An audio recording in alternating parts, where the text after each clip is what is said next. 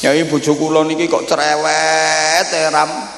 Esuk ngomel lawan ngomel, sore ngomel, kula nyuwun donga sing kena nggo mbungkem cangkeme wong wedok ya.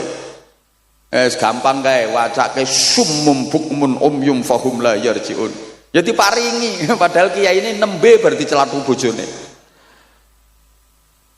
Malah ana donga Jawa nek iki jan ampuh tenan iki. Penting iki kanggo bapak-bapak sing bojone cerewet. Nek pengen waras cerewete entenono bojomu turu. Sing paling ampuh disuwuk pas turune mangap.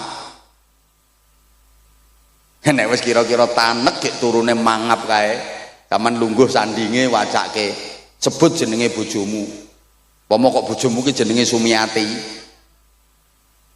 Bismillahirrahmanirrahim. Cilika cilikem. Bumi mengo. Cangkeme Sumiati mingkem. La ilaha illallah Muhammadur Rasulullah. Gek sebul ke cangkeme kae. Beres. Ibu-ibu sing rumangsa cerewet siap-siap. Engko bengi kathek lambemu isis. Disuwuk sampean berarti. Mulane gek nang pasang jebakan ae sampean. Nek krasa lambemu isis berarti disuwuk, Bu. Wong wedok cerdas ya pasang jebakan kok. Wis pokoke pura-pura turu padahal asline isih melek. Wis krasane arep disuwuk. Gek sing lanang ngintip terus, wis turu apa urung, wis turu apa urung. Akhire sing wedok pura-pura. Sing lanang mlebu kamar mlakune jinjit kae. Kaya pendekar kungfu kae. Sing wedok karo merem kuwi ndang mrene yo ndang. Ndang mrene yo arep nyuwuk to. Bareng dijenggileng karo sing lanang. Yes, tanek iki. Sing wedok kudu guyu diempet. Sing lanang leh mantep kae. Auzubillah. Bismillahirrahmanirrahim. Cilika cilikem. Bumi mengo. Bareng arep disuwuk kae sing wedok melek. Wek.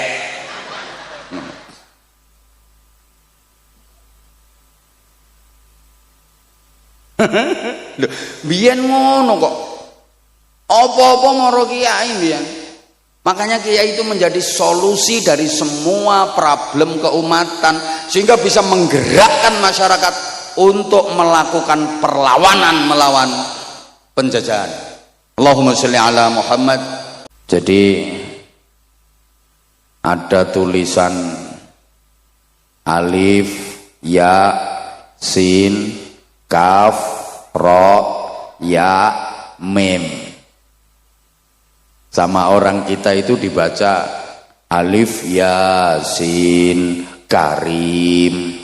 Padahal yang benar bacaannya es krim. Jadi saya ulang, pondok itu bahasa Arab artinya apa?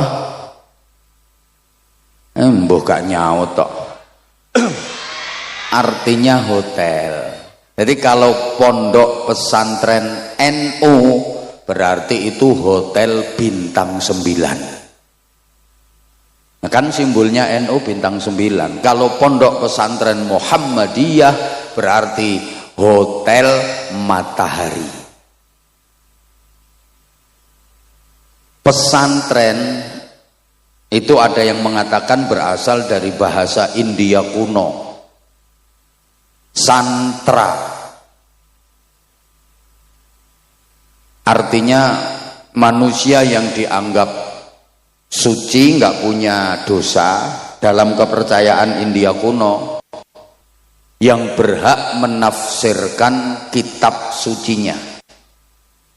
Jadi orang India kuno itu punya kitab suci yang hanya boleh ditafsirkan oleh kelompok santra. Kitab suci orang India kuno itu Red Veda, Atharva Veda, dan Sama Veda. Iki sampean tak apusi ya orang ngerti. Itu hanya boleh ditafsirkan oleh kelompok santra, orang-orang yang dianggap suci, nggak punya dosa. Nah, kalau di Indonesia mayoritas penduduknya beragama Islam, punya kitab suci Al-Quran, itu yang bisa menafsirkan ya kelompok santra. Kalau di Indonesia menjadi santri. Allahumma sholli ala Muhammad. kalau diurut sejarahnya, mulai zaman Nabiullah Ibrahim alaihi salam, Allah mengutus seorang nabi dari bangsa Arab Selatan, namanya Nabi Hud alaihi salam, diberi kaum yang bernama kaum Ad.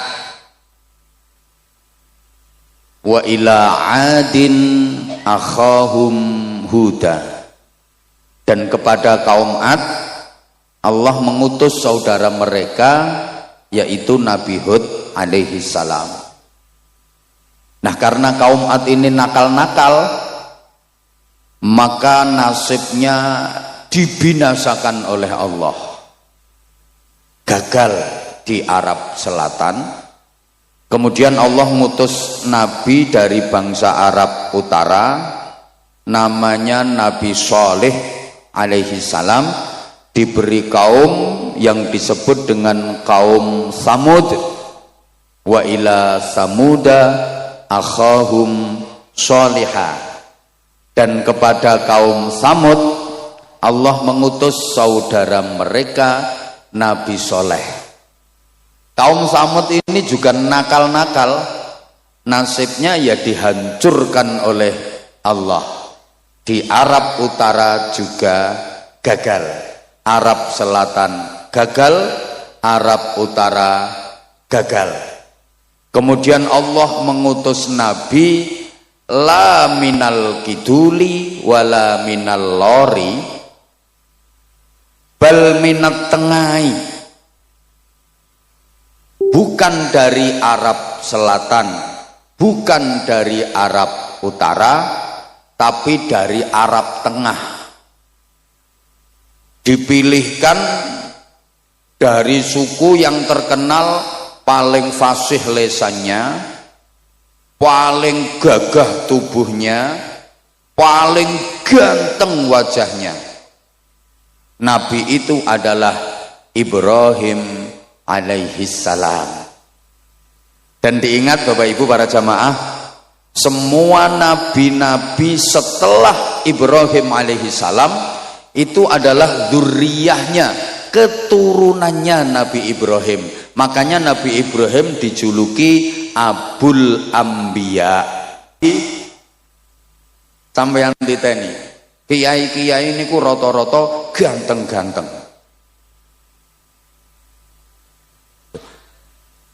Kalaupun tidak ganteng, lek wis dadi kiai pasti ada aura tersendiri.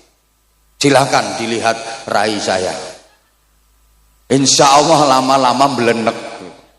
Lah umpama ora ganteng pripun, nggih mboten napa-napa, wong niku mboten dadi syarat kok. Innallaha la yanzuru ila suwarikum wala ila ajsadikum wala ila ahsabikum walakin yanzuru ila qulubikum wa niyatikum. Allah tidak menilai wajahmu, bodimu, nasab keturunanmu, tapi yang dinilai Allah adalah hatimu, niatmu, iman dan takwamu. Nah, ini dalile kiai sing orang ganteng koyok sing ceramah iki. Allahumma sholli ala Muhammad. Udah, saya lanjut. Tolong adik-adik jangan rame ya, biar ngajinya bisa tertib sayang. Nabi Ibrahim punya putra dari istri yang bernama Siti Hajar. Putra tersebut bernama Ismail alaihi salam. Katanya ditemui malaikat Jibril itu di Bogor. Ngapain malaikat Jibril kelayapan sampai Bogor? Ada nabi lagi namanya Suyuti, tukang cukur. Indonesia ini luar biasa. Di Malang ada nabi namanya Yusman Roy, itu yang mengajarkan sholat boleh diterjemah. Jadi kalau takbiratul ihram bukan Allahu Akbar tapi Allah Maha Besar. Nah, kena wong Betawi ya Allah gede banget. Kena wong Ponorogo Allah gedene ram. Nek Bojonegoro ya Gusti Allah gawedi. Nek wong Madura Allah Maha Raja tak iya. Di Di Jombang juga pernah ada nabi namanya Jari. Pokoknya Indonesia ini Masya Allah, setiap ada nabi mesti palsu. Allahumma sholli ala Muhammad. Ini adik-adiknya kok masih rame ya? Kalau adik-adik aja rame nggak pantas, apalagi yang kawak-kawak ya. Di pengajian kok misalnya maaf-maaf ngobrol sendiri sama temennya atau main HP, itu apalagi di panggung. Kalau di panggung izin kiai tepuk tangan nggak apa-apa, kan kalau di panggung itu jadi pusat perhatian, di syuting, akhirnya nanti komennya netizen itu kadang-kadang ngeri. Itu di panggung kok main HP sendiri ya. Meskipun nggak mendengarkan, mending ngelamun saja daripada main HP malah nanti dinilai negatif. Bukan karena kita pengen dinilai manusia, enggak, tapi yuk ngurusui majelis pengajian. Betul? Allahumma sholli ala Muhammad. Oke, sekarang saya lanjut runutan dari masjid. Tadi Nabi Ismail diberi Masjidil Haram, Nabi Ishak diberi Masjidil Aqsa. Ringkes biar nggak kepanjangan karena saya mau pindah. Sampai kepada Nabi kita Muhammad Shallallahu Alaihi Wasallam, Rasulullah hijrah dari Mekah ke Madinah, sampai perbatasan beliau membangun masjid yang kemudian masjid itu dikenal dengan nama Masjid Quba. Itu adalah masjid yang pertama kali dibangun dalam sejarah Islam. Mudah-mudahan seluruh jamaah yang ikhlas mengikuti majelis mulia malam hari ini bisa ziarah ke Masjid Quba. Salat 2 rakaat di Masjid Quba itu pahalanya sama dengan ibadah umroh. Lah kalau 4 rakaat pahalanya kayak umroh 2 kali. Di mana letaknya? Ya masuk wilayah Madinah. Mudah-mudahan seluruh jamaah ini diizinkan Allah untuk menjalankan ibadah umroh dan berziarah ke makam Rasulullah Shallallahu Alaihi Wasallam. Jadi realistis saja saya kalau mendoakan mudah-mudahan bisa umroh. Untuk mendoakan haji rasa-rasanya berat, bukan karena duit. Syarat haji yang paling berat sekarang itu as-sabru bil antri. Karena antriannya udah 30 tahun. Ini coba disederhanakan oleh Kementerian Haji dan Umroh menjadi rata semua seluruh Indonesia, antriannya 26 tahun. Itu pun sudah sangat lama. Kalau penjenengan sekarang umur 60 tahun baru daftar, nanti berangkatnya umur 87 tahun. Tekan pora umurmu. Nah, nek umroh kan masuk akal. Allahumma sholli ala Muhammad. Nah, Masjid Quba itu masjid yang menjadi kebiasaan Rasulullah untuk bermalam minggu. Jadi Rasulullah itu punya kebiasaan malam mingguan. Tapi malam mingguannya Rasulullah Sabtu sore berangkat dari rumah menuju Masjid Quba. Imma masyian wa imma raqiban. Kadang-kadang jalan kaki, kadang-kadang berkendara.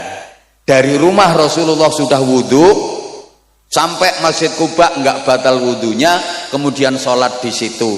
Dan Nabi bersabda, siapa yang berwudhu dari rumah, bersuci dari rumah, kemudian menuju ke Masjid Quba melaksanakan sholat 2 rakaat, maka dapat pahala seperti umroh.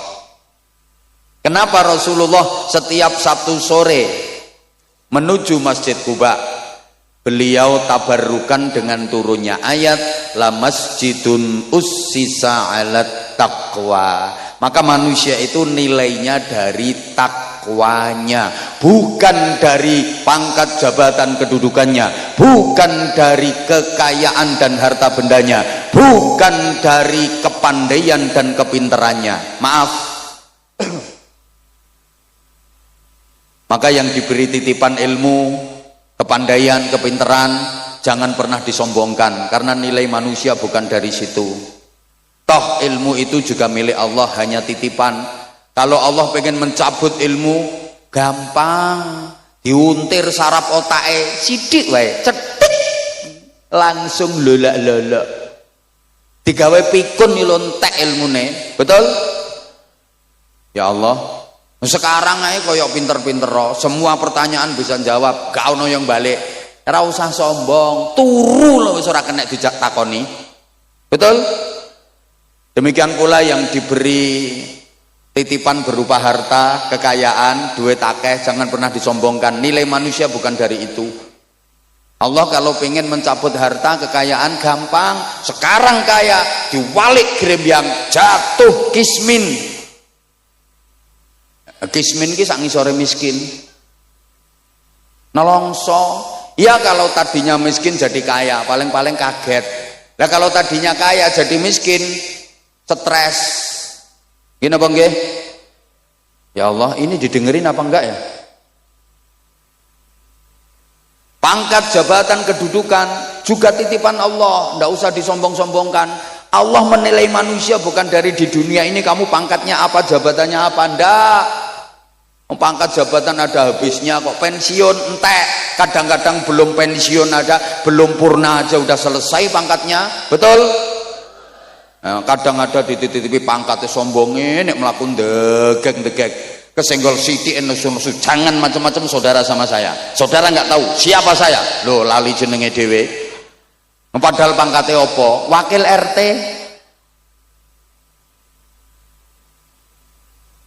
Jadi manusia itu yang dinilai takwanya maaf.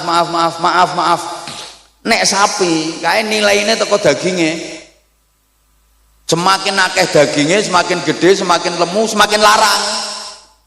Sing lemu langsung mereng-mereng lungguhe. Kuwi nek sapi. Tapi apakah semua binatang nilainya dari dagingnya, dari lemunya, dari gedenya? Ndak. Nyatane ono kok manuk cilik ungkil-ungkil nilainya harganya lebih mahal daripada sapi sing gede. Nggih napa mboten? Karena manuk, ene wong ngomong manuk kok diguyu to. Nilainya dari suara. Kalau manuk nilainya dari suara, kalau sapi nilainya dari daging, dari lemunya. Lah kalau manusia nilainya dari apa? Lemunya. Ya kono saingan karo sapi. Dari takwanya. Allahumma sholli ala Muhammad.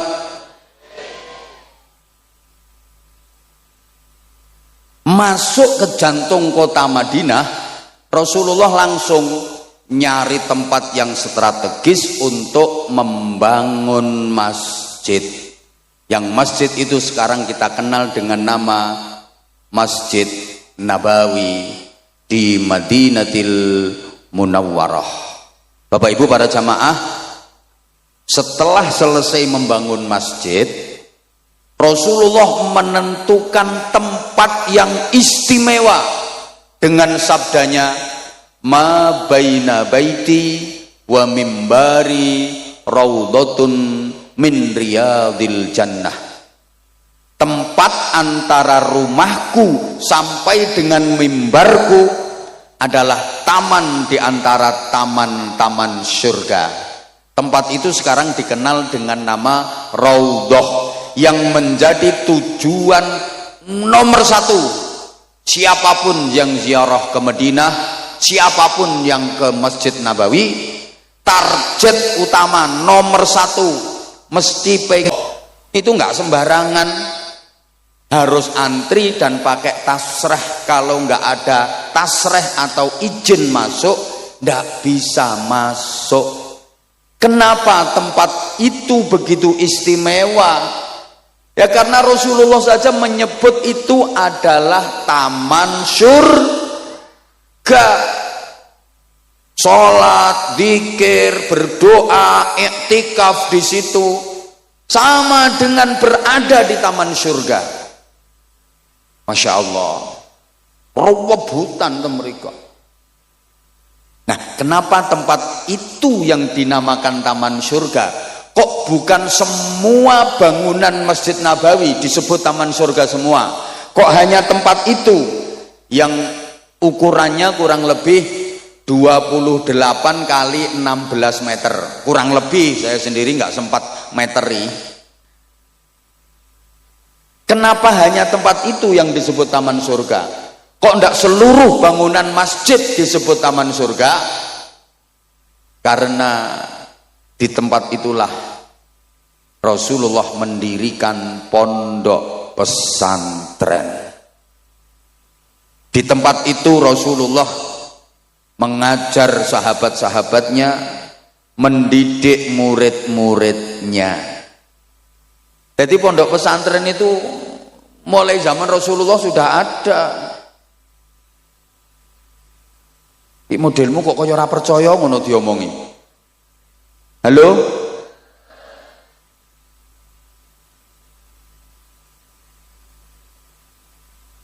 Pondok pesantrennya Rasulullah itu namanya Raudhatun min Riyadil Jannah, taman surga.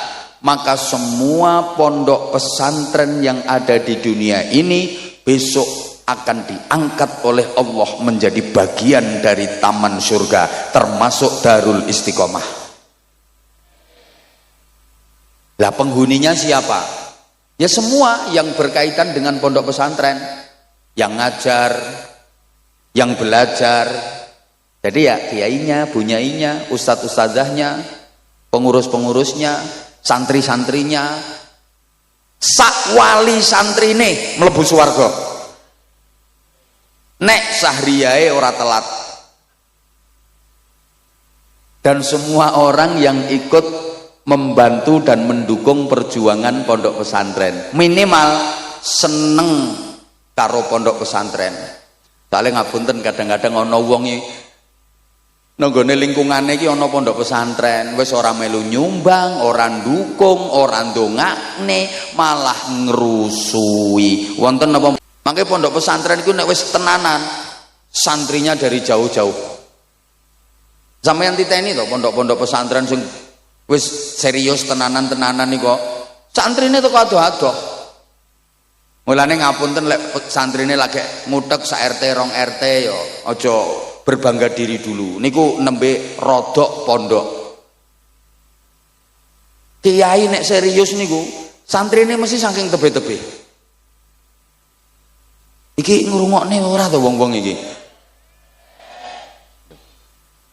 Saman koyoke ora percaya nek Kanjeng Nabi nggih pondok pesantren. Nggih, sahabate Kanjeng Nabi itu ada yang dikenal sahabat Ansor, ada sahabat Muhajirin. Sahabat Ansor itu yang asli penduduk Madinah. Sahabat Muhajirin itu asli penduduk Mekah, hijrah pindah ke Madinah. Nah, ini ada sahabat yang la minal Ansor wa la minal Muhajirin. Bukan sahabat Ansor, bukan sahabat Muhajirin. Ini manggone nonggone teras-terase masjid, nonggone emper-empere masjid. Kemudian dikenal dengan nama Ashabus Suffah, penghuni teras, penghuni emperan. Terus kali Kanjeng Nabi didamelaken godak-godakan. Manggene ten mriku wis ana pondok godakan. Tinggalnya di situ, mondok di situ. Kepala pondok pesantrennya namanya Abdurrahman bin Sakhr yang kita kenal dengan nama Abu Hurairah. Allahumma sholli ala Muhammad. Nah, Rasulullah mengasuh pondok pesantren bersama dengan istrinya yang bernama Sayyidah Aisyah bintu Abi Bakrin Siddiq radhiyallahu anhu. Di antara istri-istri Rasulullah yang diajak ngasuh pesantren niku Sayyidah Aisyah. Makanya Kanjeng Nabi dawuh sepeninggal Sayyidah Khadijah wafat, Kanjeng Nabi dawuh, inna ahabban nisa ilayya Aisyah wa inna ahabbar rijal ilayya abuha. Wanita yang paling aku cintai di dunia ini adalah Aisyah. Sedang laki-laki yang paling aku cintai di dunia ini adalah ayahnya Aisyah, Abu Bakar Siddiq. Kenapa istri Rasulullah yang paling dicintai Sayyidah Aisyah? Apa karena beliau cantik? Ternyata bukan. Bukan karena beliau cantik. Memang Sayyidah Aisyah itu cantiknya luar biasa. Sampai Rasulullah manggilnya itu mesra banget. Ya Humaira, wahai yang cantik putih kemerah-merahan. Kalau di sini kayak mana ya Aisyah itu ya? Cantiknya ya. Izin dan ini ya kesempatan saya ya pas gini tok ini dan. Kayak penceng yo ngacung. Masa Aisyah ngono enggak? Saya ndak ada, ini tambah lemu ini.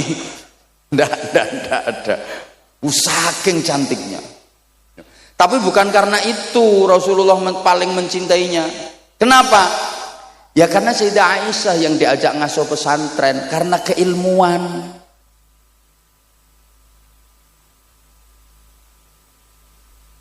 Rasulullah mengajar sahabat. Kemudian para sahabat mengajar muridnya. Yang generasi muridnya sahabat itu disebut tabi'in. Napa Bu? Pisan maneh. Sampean kersane ngertos selama ini kan mek krungu tabi'in bi ihsan ila yaumiddin. Tapi ditakoni tabi'in ki apa? Mbuh, pokoke tabi'in. Generasi tabi'in niki murite sahabat, lek sahabat murite Kanjeng Nabi. Ayo to sayang nyaut. Sahabat ki murite Kanjeng Nabi. Lah nek tabi'in murite sahabat. Ngoten. Lah sampai generasi tabi'in ini didhawuhaken farubba muballighin au'a min sami'in. Akeh wong sing dikandani luwih bisa madai ilmu tinimbang sing krungu langsung. Sing krungu langsung teko Kanjeng Nabi para sahabat. Kalau tabi'in ora krungu langsung teko Kanjeng Nabi yang lahirnya pada generasi tabi'in. Kaya ilmu tafsir, ilmu usul fikih, ilmu nahwu itu lahirnya pada masa tabi'in. Zaman sahabat belum ada. Sampean pernah dengar Sayyidina Abu Bakar Siddiq bahas nahwu misalnya, Sayyidina Umar bin Khattab bahas sorob? Tidak ada. Allahumma sholli ala Muhammad. Jadi disiplin-disiplin keilmuan berkembang pesat, melahirkan berbagai macam disiplin ilmu itu pada generasi tabi'in. Nuwun sewu. Makanya biasanya pondok pesantren akan mengalami masa keemasan itu di generasi ketiga, cucu. Saat ini Darul Istiqomah kan baru generasi kedua. Betul? Astagfirullah orang nyauti. Putra-putrane beliau-beliau. Nek beliau-beliau ki sek dereng niki wong sek kaya ngene modele. Ijen Kiai.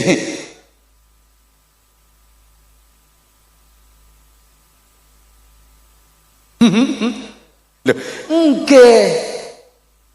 Ukurane generasi ketiga. Tapi yang ngono, kalau generasi ketiga ini kok tidak mampu mengembangkan dan tidak dikaderisasi dan regenerasi dengan baik, mengalami masa kehancuran. Nggih, nyuwun sewu radi ngatos-atos para pimpinan dari pondok pesantren. Jadi pertaruhannya nanti pada generasi ketiga. Bahkan banyak yang terjadi perpecahan di pondok-pondok pesantren itu juga pada generasi ketiga. Deh, masa ning ngene pondok pesantren ana perpecahan? Piye? Kadung rukun ya ora kaya rukune pondok pesantren. Kadung pecohan ya ora kaya pecohane pondok pesantren. Deh, kula ngemotake. Halo.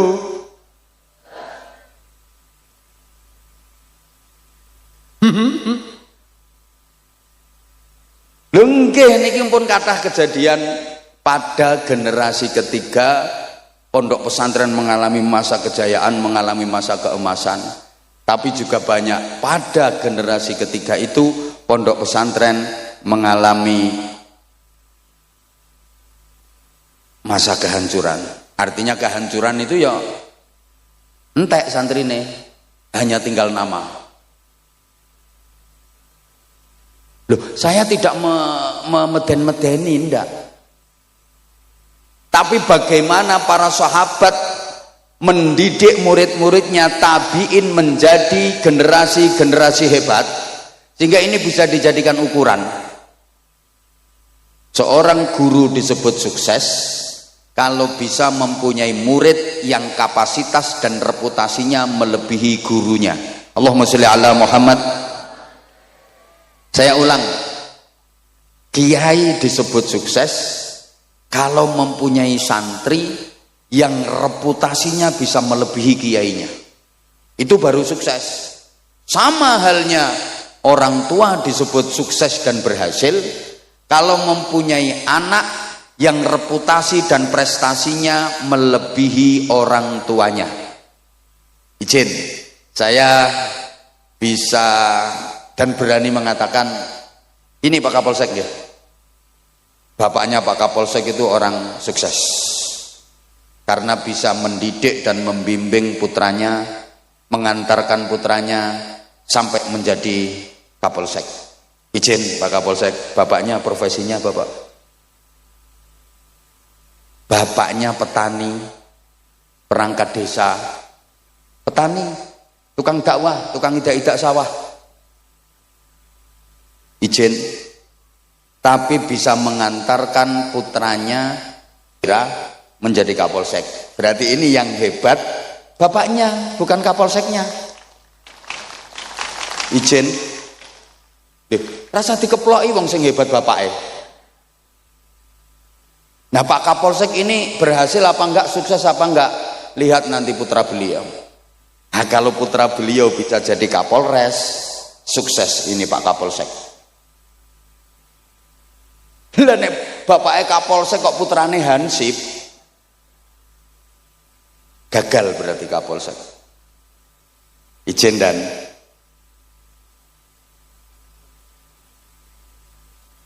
sama Pak Dan Ramil juga begitu. Yang hebat itu bukan Dan Ramilnya, ayah beliau. Mungkin ayah beliau petani, mungkin ayah beliau pedagang, tapi bisa mendidik, mengantarkan menjadi kapten. Putranya menjadi Dan Ramil. Lah Pak Dan Ramilnya sukses apa enggak? Ya lihat nanti putranya Pak Dan Ramil. Kalau putranya nanti bisa jadi Dandim, nah ini sukses berhasil Pak Dan Ramil. Putrane Pak Dan Ramil ketua RT, ya berarti gagal Pak Dan Ramil. Saya juga mohon izin, saya bukan apa-apa, saya bukan siapa-siapa. Kalaupun disebut berhasil, yang berhasil adalah orang tua saya, guru-guru saya. Yang hebat itu guru-guru saya, kiai-kiai saya. Saya hanya debu, saya bukan apa-apa. Karena kalau tanpa orang tua saya, tanpa mbah-mbah saya, tanpa guru-guru dan kiai-kiai saya bukan apa-apa, saya bukan siapa-siapa. Lah saya ini berhasil apa enggak? Ya nanti anak saya seperti apa? Kalau anak saya bisa melebihi saya, berarti saya berhasil. Lah kalau anak saya nggak bisa melebihi saya, ya berarti saya gagal. Halo? Pondok pesantren ini juga begitu. Akan berhasil ketika bertambah dekade tambah berkembang, tambah dekade tambah berkembang, makin manfaat makin barokah. Bukan hanya dari segi kuantitas, santrinya tambah banyak, santrinya tambah banyak, itu juga belum bisa dijadikan ukuran. Tapi yang terpenting justru adalah kualitas. Serius iki bahasane iki. Halo. Wes selesai, ringkes, turun. Tadi dari Nabi Ismail, Nabi Ishak sampai ke Rasulullah, sahabat, tabiin, turun sampai ke Indonesia, sampai ke Ponorogo, sampai Balong. Masuk ke Indonesia ini dibawa oleh para aulia, para ulama sekitar abad ke-14 pasca runtuhnya kerajaan Majapahit. Jadi Bapak Ibu para jamaah, dibanding negara-negara lain di dunia ini, Islam masuk ke Indonesia itu agak telat. abad ke-14. Ini secara pergerakan ya, kalau secara individu di abad ke-12 sudah ada, tapi secara pergerakan baru pada abad ke-14. Padahal Islam sudah merambah ke wilayah lain di dunia ini di akhir abad ke-6 dan di awal-awal abad ke-7. Islam sudah masuk Spanyol. Ngertos Spanyol nggih? Kidule Siman. Bergeten aku. Abad ke-7 Islam udah masuk Spanyol, dibawa oleh Tariq bin Ziyad. Makanya adik-adik santri kalau ngaji Nahwu Alfiyah Ibnu Malik itu karangannya ulama asli Spanyol, namanya Syekh Muhammad Jamaluddin bin Abdullah bin Malik Al-Jayyani Al-Andalusi. Jadi yang ngarang Alfiyah Ibnu Malik itu orang Spanyol, bukan orang Balong. Hui. Islam sudah sukses membangun peradaban di sana. Islam masuk Rusia itu ya abad ke-7. Taman lek krungu ana wong maca hadis rawahul Bukhari, hadis ini riwayat Imam Bukhari, rumangsamu Bukhari tonggomu bakal sego goreng. Orang sana. Ya Allah. Islam sudah masuk ke Irak, Mesir, ya abad ke-7. Masa-masa Amr bin As jadi gubernur Mesir. Dah tak ringkes saya. Islam masuk Iran awal abad ke-7 yang membawa Abu Ubaidah Ibnul Jarrah. Makanya adik-adik santri Pondok Darul Istiqomah lek ngaji kitab Fathul Qorib Al-Mujib, itu karangannya siapa? Syekh Ahmad bin Husain bin Ahmad Al-Asfihani. Asfihan itu kota terbesar kedua di Iran setelah ibu kota Teheran, yang disinyalir menjadi pusat pengayaan uranium nuklir. Makanya Amerika Serikat itu takut sama kota Asfihan. Infonya, satelit pengawas keamanan Amerika Serikat selalu dihadapkan ke Asfihan karena di situ menjadi pengayaan uranium nuklir. Ternyata Amerika Serikat yang katanya negara adidaya, negara superpower, negara kuat itu takut sama nuklir. Kalah karo wong Ponorogo. Nuklir masuk Ponorogo dimakan, soalnya dadi bakso nuklir. Ya toh? Ternyata wong Indonesia ki sakti-sakti, panganane bakso granat. Aku kapan itu pas lewat di Ponorogo ki ono warung iki tulisane sedia nasi bebek sambal mercon. Wong Ponorogo sambelnya mercon.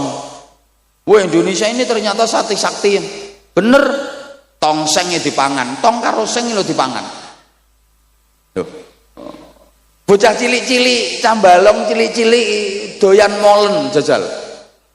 Molen iki dipangan karo cah cilik-cilik. Wong ibu-ibu kletis-kletis mangan jajan apa Bu? Kuping gajah jajal. Wah, Indonesia ini sakti-sakti ternyata. Kapal selam ya dimplok. Gulane ae pasir, batu. Mulane lek Amerika kae jarene wis tekan bulan. Alah paling ning kono trimo ngencepno gendera. 6 bulan pamer-pamerno. Wong balong nek blonjo iki no matahari.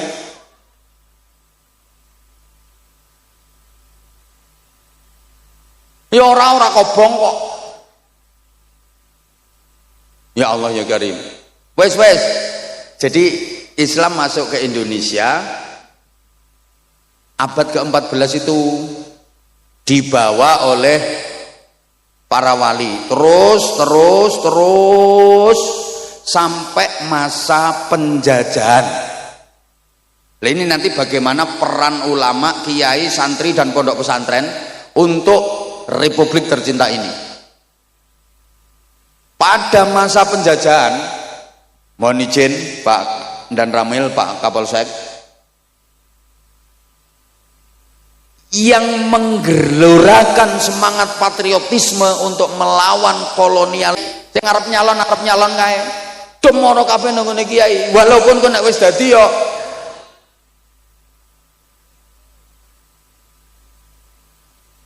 Masyarakat ngoten kok. Anak nakal ya mara kiai. Yai nyuwun berkah, anak kula nakal yai. Nyuwun berkah, kene didongani karo kiai. Alhamdulillah waras nakale. No. Yai bojo kula meteng tuwa pun 11 wulan kok dereng lahir-lahir to yai. Mara kiai njaluk suwuk pendobolan. Terima dikai ngombe banyu kon ngombe karo gebyurne wetenge bojomu ya procot lahir kok. Ngono. Yai utang kula kathah yai. Gek niki wayahe ditagih. Kula nyuwun tulung kersane mboten ditagih. Kersane sing kula utangi niku mboten nagih. Wis iki wacake ayat kursi. Mangke lek pas mandalladzi yashfa'u indahu wiwaca sing dawa baru illa biizni. Kae kok meteng-teng kae ketoke utange akeh arep praktek kae. Yai bojo kula niki kok cerewet ram. Esuk ngomel lawan ngomel sore ngomel kula nyuwun donga sing kena nggo mbungkem cangkeme wong wedok yai. Gampang kae wacake summum bukmun umyum fahum la yarjiun. Ya diparingi padahal kiai ini nembe berarti celatu bojone. Malah ana donga Jawa nek iki jan ampuh tenan iki. Penting iki kanggo bapak-bapak sing bojone cerewet. Nek pengen waras cerewete entenono bojomu turu. Sing paling ampuh iki disuwuk pas turune mangap. Nek wis kira-kira tanek gek turune mangap kae, sampean lungguh sandinge wacake sebut jenenge bojomu. Pomo kok bojomu ki jenenge Sumiati. Bismillahirrahmanirrahim. Cilika cilikem bumi mengo cangkeme Sumiati mingkem la ilaha illallah Muhammadur Rasulullah kek sebul ke cangkeme kae beres. Ibu-ibu sing rumangsa cerewet siap-siap engko bengi kathek lambemu isis disuwuk sampean berarti mulane gek nang pasang jebakan nae sampean. Krasa lambemu isis berarti disuwuk, Bu. Wong wedok cerdas ya pasang jebakan kok. Wis pokoke pura-pura turu padahal asline isih melek. Wis krasa nek arep disuwuk. Gek sing lanang ngintip terus, wis turu apa urung, wis turu apa urung. Akhire sing wedok pura-pura. Sing lanang mlebu kamar mlakune jinjit kaya pendekar kungfu kae. Sing wedok karo merem kuwi ndang mrene ndang. Ndang mrene yo arep nyuwuk to. Bareng dijenggileng karo sing lanang, yes, tanek iki. Sing wedok kudu guyu diempet. Sing lanang leh mantep kae. Auzubillah. Bismillahirrahmanirrahim. Cilika cilikem bumi mengo. Bareng arep disuwuk kae sing wedok melek, wek.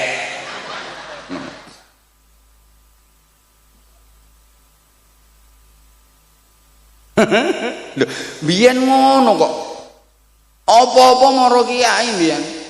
Makanya kiai itu menjadi solusi dari semua problem keumatan sehingga bisa menggerakkan masyarakat untuk melakukan perlawanan melawan penjajahan. Allahumma sholli ala Muhammad. Nah, wis. Terus orang melu nyumbang ra usah cerewet. Membuat wis tau wis rungokke. Membuat mbuh ra direken kok. Pergerakan di Indonesia ini simbolnya dua. Satu, masjid. Dua, pondok pesantren. Nggih itibake datang Kanjeng Nabi Muhammad sallallahu alaihi wasallam. Nggih tiru Kanjeng Nabi.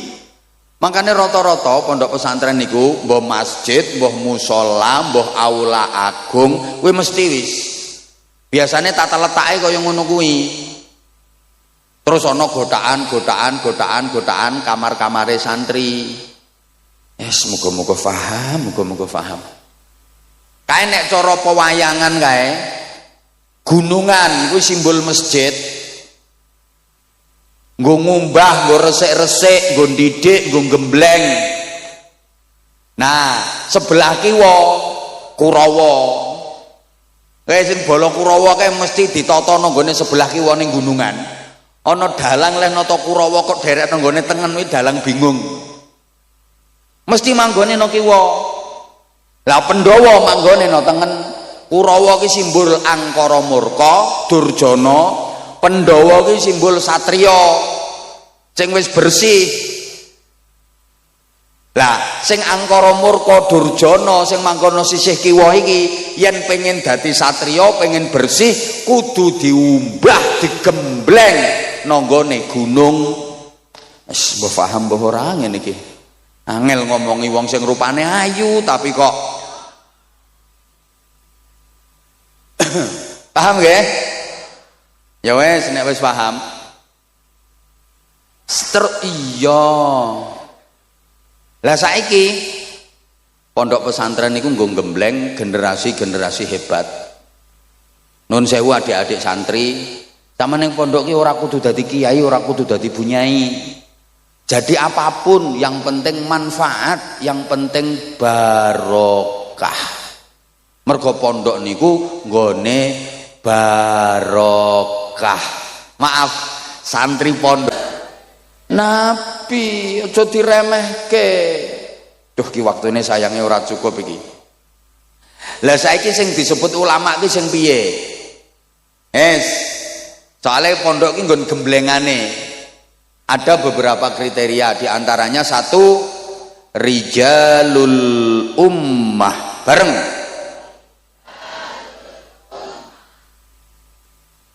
Community leader. Bareng. Kok community lemper? Mimpin masyarakat. Nun sewu.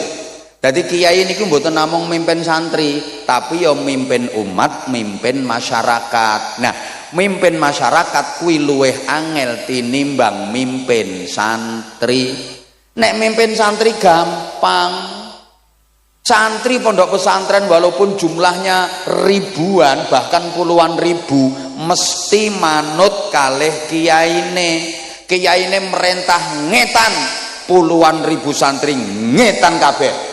Kiyaine merentah ngalor ribuan santri ngalor kabeh. Ora ana sing wani bantah karena di pesantren itu ada lembaga tertinggi yang paling ditakuti oleh semua santri, namanya Departemen Kualat. Mulane tempat pendidikan akhlak, pendidikan karakter ini nggone pondok pesantren. Ngomong santri iki gampang kok. Tapi ngomong masyarakat, mimpin masyarakat angel. Jangankan ribuan, sepurane mimpin wong desa napa niki desane? Mimpin wong Sumberjo 10 iki lho angele ra karuan, apa meneh wayah pilkada kae. Karo kiyaine dijak, "Sok, pilihan milih calon kae ya." Niki wong 10 iki sing 7 malah ngomong ngene, "Ngapunten Mbah Yai, pun angsal ndunduman keng mriko kok." Terus angel. Mulane dalam ngomong masyarakat niku menerapkan niku cara tembang lirir kae cah angon. Dadi duwe sifat angon. Angon itu kan ngemong. Bu.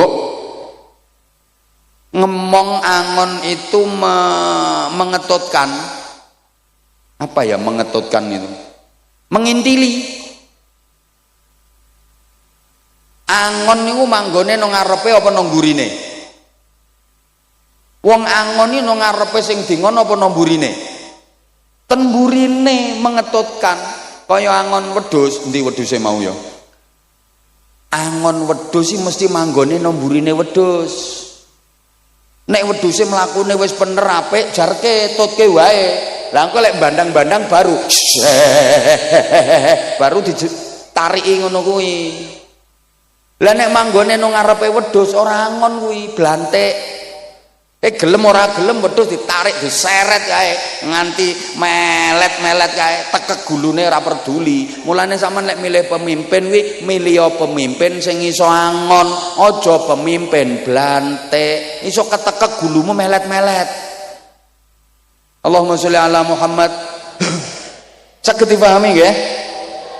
Halo. Mergo angon, maka teori yang dipakai itu ngetutno senengane masyarakat kuwi apa.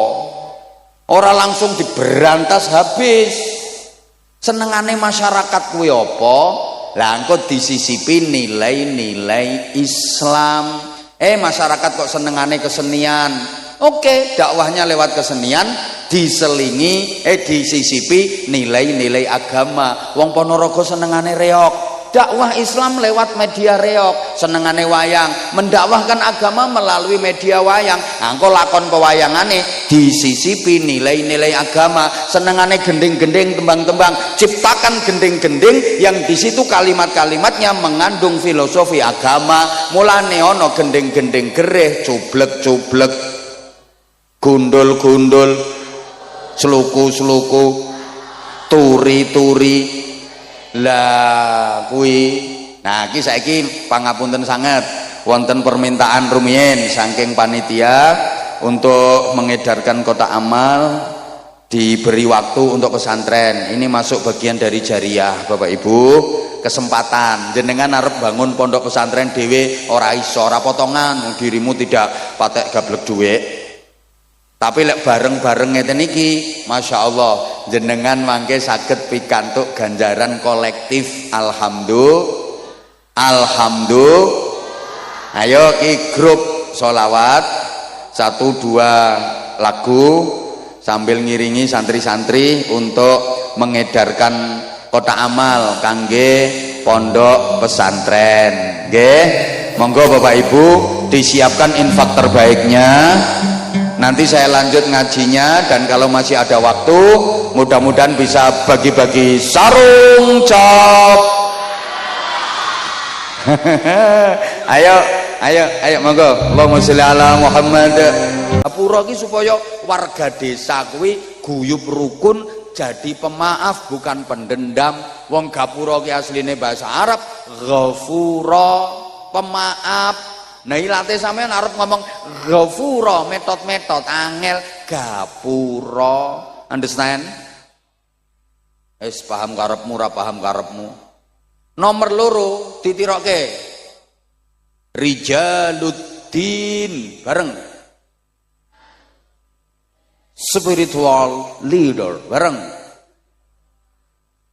Kok isine serwal melungker gitu ya.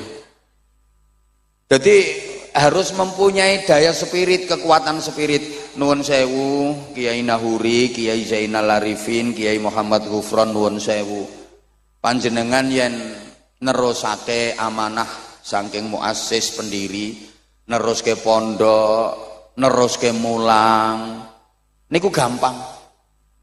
Neruske dari segi keilmuan niku gampang. Sing angel itu bagaimana mewarisi istiqomahnya, mewarisi perjuangannya, mewarisi kesabarannya, mewarisi zuhudnya, mewarisi wirainya, mewarisi ikhlasnya. Itu sing angel. Kalau hanya mewarisi keilmuan, transfer of knowledge gampang. Saiki pengen pinter gampang kok. Gampang, orang angel mau saiki pengen pinter. Kitab pirang-pirang, Fathul WhatsApp, Raudatul Facebook, Kifayatul Instagram, Nihayatul TikTok. Bahkan ada ilmu yang mencakup semua disiplin ilmu, namanya ilmu Googleologi. Kalau hanya sekedar pengen pinter, nuwun sewu, budal mondok, nonggone pondok sing tenanan, orang usah suwe-suwe, 7 tahun ngono. Mesti iso maca kitab, insyaallah ngalim wisan. Kalau hanya sekedar berilmu. Wis to budal nonggone pondok sing tenanan, ora pondok-pondokan. Kayak ngaji sing tenanan 7 tahun, insyaallah wis ngalim sampean, iso ngaji wisan. Kalau hanya sekedar berilmu. Tapi mboten cukup niku. Harus ada sesuatu yang bisa melahirkan al-hikmah wal barokah bareng wal sepisan maneh wal. Nah itu adanya di pondok pesantren, dan itu kekuatan dan daya spirit. Mulane nuwun sewu kiai mbiyen niku nek mulang dibanding karo guru-guru saiki kalah, dibanding karo dosen-dosen apa maneh sing wis S3, S4, S7, S14. Oh kiai-kiai mbiyen kalah. Kiai mbiyen niku mboten enten sing gadah gelar akademis. Kula kok dereng kepireng kiai-kiai zaman biyen kok enten doktor IR terus mburine MSI, MPDI, MHI, MM, MH, SH terakhir BH. Ora ono. Gayane mulang yo kadang mboten penak dibanding karo ustaz-ustaz saiki, kalah. Wong donga ora patek fasih kok. Allahumma inna nasaluka salamatan bidin wa ngafiyatan fil jasad. Iya ada tampil ngilmi wa barokah tampil rezeki tobatan qoblal maut rokematan ngindal maut. Masa iki kan fasih-fasih. Ustaz-ustaz saiki Rabbana atina fid dunya hasanah wa fil akhirati hasanah. Lah muni kok sampai intil-intile merotoli kae. Lho kadang mulangi ora cetha kok. Gek kitabe wis mblobor. Sasane iki wis mblobor, kitab lawas nganggo kacamata kandel kae. Mulang santrine kae. Al jamalu utawi untu. Unta lho diwaca untu. Lah santrine ono sing ngerti kae. Niku maknane unta Mbah Yai. Aku wis ngerti. Kuwi unta sing duwe untu. Kuwi basa Arabe jamal, nek rande untu kuwi nakoh ya. Kiai iki mau kalah. Wal jaradu lan lawang, walange diwaca lawang. Jare santrine, walang Mbah Yai. Lah iya, walang sing mlebu teko lawang. Wal hayatu lan alu, ula Mbah Yai. Lah iya ula gedene sak alu. Nek cilik kuwi cacing ya le. Wal ghanamu lan kembang, kambing Mbah Yai, kambinge mangan kembang. Nah, tapi ngono nyatane santrine kok hebat-hebat ayo. Ayo, bahkan tokoh-tokoh besar negeri ini mayoritas adalah alumni pondok pesantren. Para pendiri republik ini mayoritas adalah orang-orang yang pendidikan karakternya ta'limul muta'allim, bidayatul hidayah, sulamut taufik. Halo? Coba para pahlawan nasional, pejuang-pejuang republik ini, wih banyak lulusan pondok pesantren, banyak kiainya. Kiai Mojo, mau kiai tenan niku, ngalim niku. Bolone Pangeran Diponegoro. Ya Pangeran Diponegoro niku ngalim, namanya aslinya kan Abdul Hamid, apal Quran, menguasai qiraah sab'ah. Lho saniki peninggalane wis ana Fathul Qorib, Fathul Muin. Kiai niku. Halo? Ono Kiai Tengku Umar, ono Kiai Sultan Hasanuddin, kata. Lah kayak sampean lali po, resolusi jihad. Indonesia iki wis diproklamasikan merdeka, tapi mau direbut kembali sama sekutu kayak. Kedaulatannya mau direbut kembali. Iki sudah merdeka apa ora? Sopo sing gerakno kae? Resolusi jihadnya Hadratus Syekh Mbah Hasyim Asy'ari sing menggerakkan para kiai, para santri, warga masyarakat sekitar. Sampai pimpinane tentara sekutu sing jenenge Brigadir Jenderal Malabi kae, sing mantene santri kae. Dudu tentara, dudu polisi, ijen Pak Kapolsek Pandan Ramil, tentara polisi urung enek kok. Sing mateni santri, aku ngerti dhewe pas nonton filmnya kuwi. Film yo fakta sejarah kok. Ngono lho. Waduh waktune rek. Mulane di awal-awal kemerdekaan kae pas sapa jenenge Bapak Pendidikan Nasional Ki Hajar Dewantara sowan Presiden Soekarno, disuwuni saran, apa saran Bapak untuk generasi bangsa ke depan? Pesene, wahai Paduka yang mulia Presiden Republik Indonesia, jangan menomorduakan pondok pesantren, jangan menganaktirikan pondok pesantren, apalagi sampai meninggalkan pondok-pondok pesantren, karena cikal bakal berdirinya negeri ini adalah kiai, santri, dan pondok-pondok pesantren.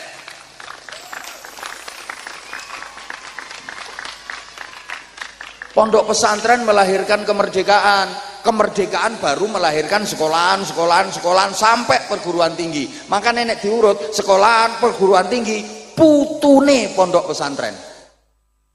Mulane lek ana pejabat diaturi undangan ten pondok kok kersa rawuh kaya Pak Camat, Pak Kapolsek, Pak Dan Ramil, insyaallah barokah. Apa maneh gelem melu nyumbang, ya ndukung dan seterusnya.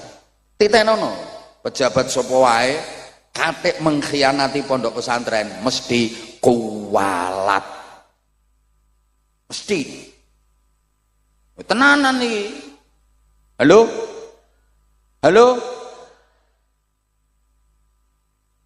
jadi ternyata pendidikan asli Indonesia yang sampai sekarang masih lestari ya pondok-pondok pesantren. Maka mudah-mudahan keberadaan